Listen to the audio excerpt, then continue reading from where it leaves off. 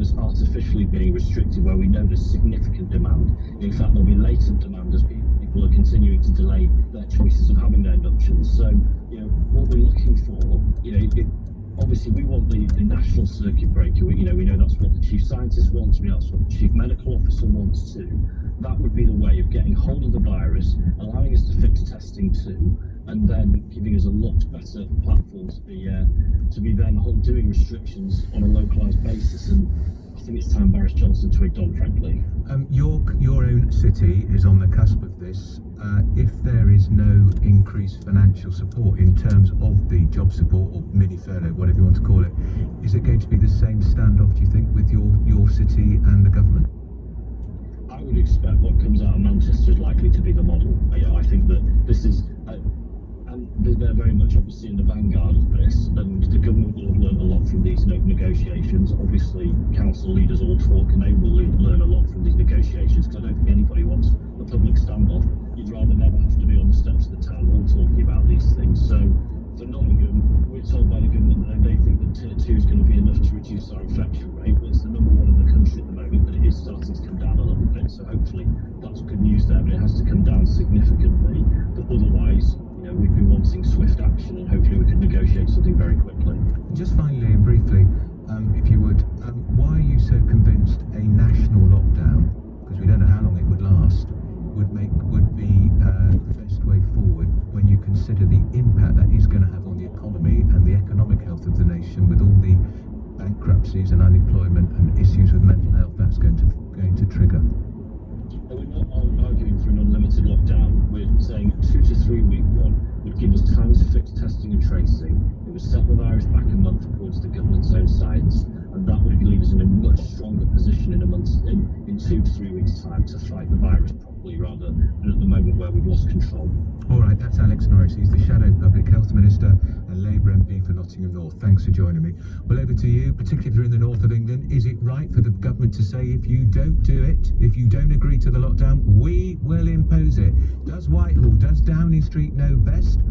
The mayor there wants a national lockdown, but won't agree to greater Manchester going into Tier 3 unless there is more financial support pledged. Who's right? 0345 6060 973. Going to the headlines now, because it's 6:15 with Tim Humphrey. The Prime Minister says he will intervene if civic leaders in Greater Manchester don't agree to go into Tier 3 coronavirus measures. UK businesses have been told to prepare for a no-deal Brexit. Anti-terror police are understood to be investigating an attack near Paris in which a man was killed. The weather cloudy in central and eastern areas tonight with some light showers. Clear skies in the west allowing frost and fog at a low of 6. LBC Travel, I'm Dave Goff. There are queues on the M25 clockwise going over the QE2 bridge. 2 lanes are closed because of an accident just before junction 1B for Dartford. There are also queues on the A1M southbound. It's partly blocked because of an accident on the exit slip road to the M25 clockwise at junction 14 South Mims. In Limehouse, the A13 commercial road stays closed going out of town because of an accident between Branch Road and Lowell Street. That means there are long delays around Poplar, Whitechapel and also back into the city. Because of the A13 problems, the Rotherhithe Tunnel stays closed in both directions as to help manage the traffic. On the Underground, there's no service on the Circle Line because of a signalling problem, and there are also severe delays on the District Line eastbound from Earls Court to Upminster. This is LBC. At Costa, we know that right now you want your coffee favourites wherever you feel comfortable. Like delivered straight to your door, or pre-ordered in advance to skip the queue, or even ordered from your table in store. And when you order through our Costa Coffee app, you get rewards too. Now that's pretty comfortable. Nice. Costa, here's to today. Download the Costa app today for further details and to get started. T's and C's apply. Items ordered through the app are subject to availability and exclude promotional items such as meal deals. LBC. That is the sound of an approved used BMW that you could be driving away today. At BMW, it's incredibly easy to search, reserve and buy online. And of course, all our cars undergo many meticulous checks by BMW technicians and have a minimum 12-month unlimited mileage BMW warranty. From your screen to your street, your perfect BMW couldn't be closer. Search approved used BMW today. Busted boiler on a freezing day. Typical. Now we're spending more time at home. So before that happens, get a quote from British Gas on a new one. spread the cost interest-free over 2 years and get £150 off or £350 off if you're an existing home care customer. And of course, we'll follow social distancing guidelines. Offer ends 30th of November. British Gas, here to solve such British Gas new boiler. Conditions apply. British Gas New Heating Limited is a credit broker and uses a panel of lenders. This is an ad for M&S Energy. Honestly, it's not the most exciting ad you'll hear today. No opera singers, drumming gorillas, not even a jingle. It's not that we couldn't be bothered, it's just all our energy has gone into saving you money instead. Quite a lot when it comes to your energy bill. Sorry, forgot ourselves there. M&S Energy. We put our energy into saving you money, not flashy radio ads. Get a quote at mnsenergy.com. Savings based on medium consumption defined by Ofgem and prices averaged across all regions and compared to average Big Six standard variable tariffs. So it's come to this. Divorce. Upsetting. Stressful. A place you never thought you'd be. That's why we're here. Fighting for the best result for clients just like you. We're Thomas Mansfield, the family law solicitors. We're experts in all areas of divorce and separation, from mediation to litigation. So get to know us at tmfamilylaw.co.uk. Thomas Mansfield, the family law solicitors. I wash my hands to protect my family. I wear a face covering to protect my mates. I make space to protect my colleagues. Hands. Face. Space. I wash my hands to protect strangers. I wear a face covering to protect other passengers. I make space to protect you. Hands. Face. Space. As we spend more time indoors, we need to do whatever we can to help protect each other from coronavirus. So please, wash hands, cover face, make space. Betfair Casino launches brand new slot games every week. They're so new, if they were a car, they'd smell fantastic. So new, if they were a pair of trainers, they'd be brighter than the sun. So new, if they were a relationship, they wouldn't have met the parents yet. Feel the feeling of brand new newness and get 50 free spins with Betfair Casino now. Free spins apply to new Betfair Casino customers only. Available on selected games. T's and C's at betfair.com. 18 plus. BeGambleAware.org. Andrew Pierce on LBC.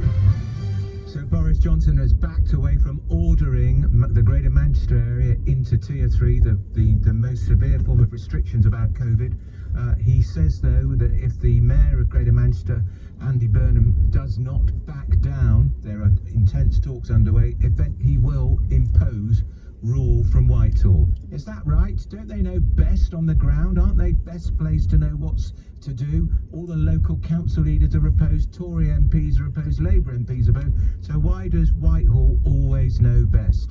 Who should decide? 0345 6060 973. And if you are in the north and you're worried about your job, are you dreading the idea you're going to be moved into Tier 3? We'll be talking about Tier 2 as well, because of course London and Essex is moving into Tier 2 tonight at midnight.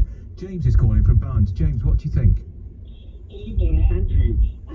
I'm no apologist for Boris Johnson or this government. I think that they've done most things incorrectly. Right. And I'm not in Manchester, obviously I'm in southwest London, but I would be terrified if it was up to the leader of Richmond Council to decide whether I'm allowed to do A, B, C or D. And I just think, Andrew, that this is a dangerous precedent, that you've got the Welsh Minister saying people from anywhere else can't come into Wales. Yeah. You've got Andy Burnham saying, oh no, we're not. Now, I'm not saying Andy Burnham is right or wrong, but I think that this is like anarchy, Andrew. Right. Either we have a government that runs this country or we do not. And I think that the government will not give in to Andy Burnham, not publicly, because if they give in to, it's a free-for-all. And I think it sends a message to the people of Manchester that they can do and stick their, 2 fingers up at the government because Andy Burnham knows best. I didn't know Andy Burnham was an expert at viruses and infectious diseases. Yeah, but is Boris Johnson, is Matt Hancock and Andy Burnham? None of them are. Yeah. That's why my point is they're all as bad as each other. Yeah. But I just think the precedent, Andrew, is a dangerous I one. hear you, but think about the leader of Bolton Council, Tory. Yeah. He does not want this imposed. He says it will wreck jobs, wreck the local economy, and that will cause more harm, more more deaths long term than COVID? I think that if Andy Burnham would have been more considerate, he was standing there without, extremely angry, and I'm not saying it's right or wrong to be angry, but I think that there's diplomatic ways to do this, and I just think that it creates a situation that he's putting Boris Johnson into a corner, because does Boris Johnson say, well, I'm sorry, I'm the Prime Minister, this is what I'm going to do? I think Keir Starmer, he is the person to calm this down, quite frankly, and he's been, we haven't heard from him as to what he thinks, because it is a Labour council, it's a Labour mayor. All right, James, just a pressure time, I'm going to have to move on, but thank you for that. Do call. I especially want to hear from you if you're in the north of England. You are on the verge of being moved into Tier 3. Huge restrictions. You won't be able to go to the pub. Pubs will probably be closed. All sorts of businesses will be shut down. That's what the Prime Minister wants to do. The Mayor agrees, but not on the financial terms being offered by the government. Who's right? Who should decide? The locals or the people in Whitehall at number 10? 0345 6060 973. Now, we've got lots of calls on that, but I want to talk to you about a very worrying report coming out of Paris. A gunman shouting Allah Akbar has beheaded a man in a Paris attack, apparently motivated by cartoons of the Prophet. He's been shot dead by Paris police. Joining us now is Peter Allen, who's LBC's reporter in Paris. Peter, evening to you. I assume it has all the hallmarks of a terror attack. Hello, Andrew. Yes, the anti-terrorist parquet prosecutors in Paris already launched an inquiry, and they're viewing it as a suspected terrorist incident. Really horrific bloodbath outside a school in the Paris suburbs. A teacher was coming out of the school. A man approached him with a knife and chopped his head off. As soon as that, police turned up and chased the assailant, and he was gunned down about a mile away as he ran away. And as you say, Andrew, the early conclusions of the early inquiry, I hasten to add, there's a lot of work to be done still, is that this teacher had been showing cartoons of the Prophet Muhammad from Charlie Hebdo magazine. This enraged a parent, and the fear is that it was his parent who went off and attacked this teacher. Again, these are very, very early conclusions of a very early inquiry, but there's a lot more work to be done. All right, that's Peter Allen, who's LBC's reporter in Paris. I suspect we'll be speaking to him again in the programme. Just to update you, almost certainly a terror attack 25 miles outside of Paris. A man beheaded a school teacher. How horrible, how absolutely terrible. Let's carry on with our conversation about what's happening in the north, or not happening at the moment. There is a standoff between number 10 and the Mayor of Greater Manchester, Andy Burnham. You may remember him. He was in he was a minister in Gordon Brown's government, and he ran for the Labour leadership in 2015 when they, rather stupidly in my view, chose Jeremy Corbyn.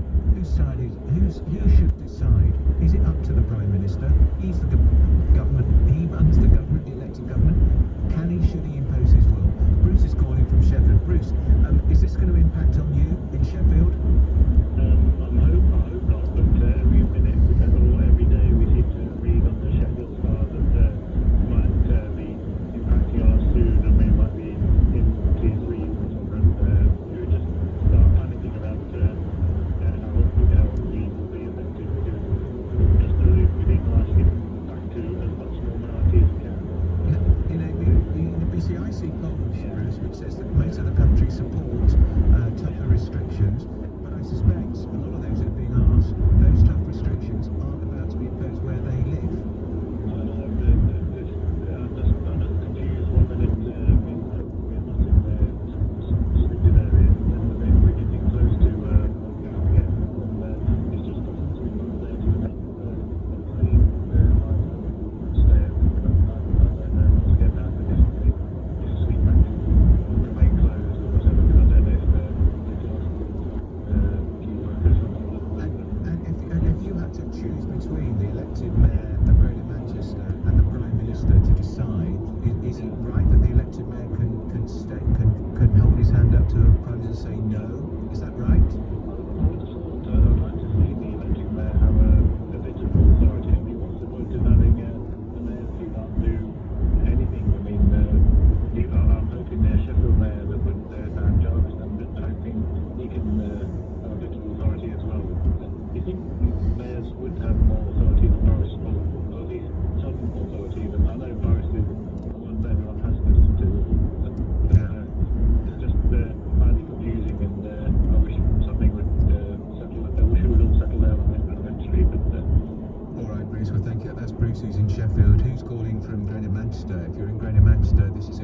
standoff now between the Prime Minister and the Mayor of Greater Manchester. Let's read some text. Neil says, I think local authorities should control local issues. Boris should keep his nose out of it. Yeah, but Neil, who will get the blame if the figures go soaring through the roof? The death rate in Greater Manchester will be the Prime Minister who will be blamed, won't he? Although he will, of course, I can see what he'll do here. If the death rate does soar in Greater Manchester in the next week or so, and it hasn't moved into tier 3, he will blame the Labour Mayor. It's high stakes. This says, Dudley says, why doesn't Andy Burnham start canvassing the people of Manchester and remind them of the distancing rules? And this says, Andrew, the people of the North voted Tory because they wanted Brexit. They aren't going to vote Tory again, whatever Boris does. Their vote was about Brexit, nothing else, and to give Labour a kick. That's from Sally. Well, talking to you about what's happening in Manchester, Greater Manchester, so we've seen the Prime Minister speaking at that Downing Street briefing today. He says at the moment he's allowing the negotiations, the talks to continue with Greater Manchester, but ultimately he will take the power and compel and order the region to be put into tier 3 restrictions. Is that the right approach? And if you're in that area, do you want tier 3, or are you worried about your job, or are you more worried about your health? 0345 6060 973. You listen to me, Andrew Pearce. It's LBC. It's Friday evening. Time's coming up to 6:30.